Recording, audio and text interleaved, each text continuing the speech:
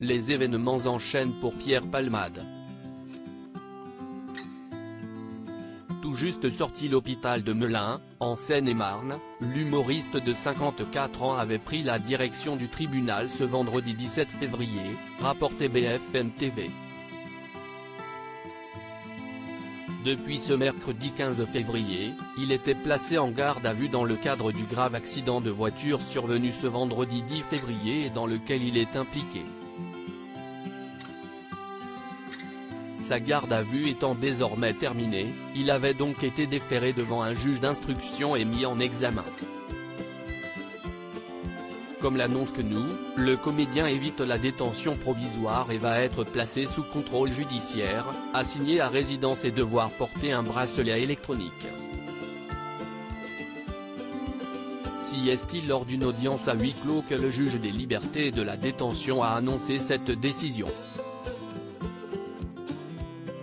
Pour rappel, le 10 février dernier, Pierre Palmade a été impliqué dans un terrible accident de la route.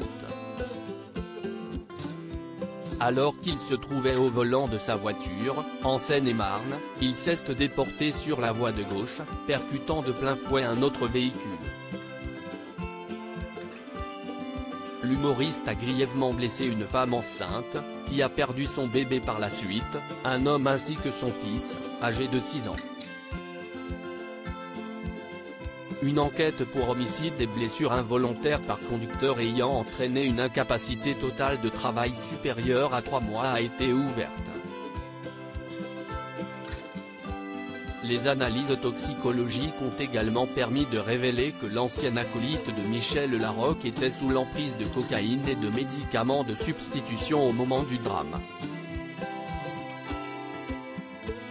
Les deux fuyards également déférés. Le parquet de Melun cité par BFM TV a précisé que Pierre Palmade était présenté à un juge d'instruction dans le cadre d'une information judiciaire ouverte des chefs d'homicide involontaire et blessure involontaire ayant entraîné une incapacité totale de travail supérieure à 3 mois par conducteur ayant fait usage de stupéfiants commis en récidive légale.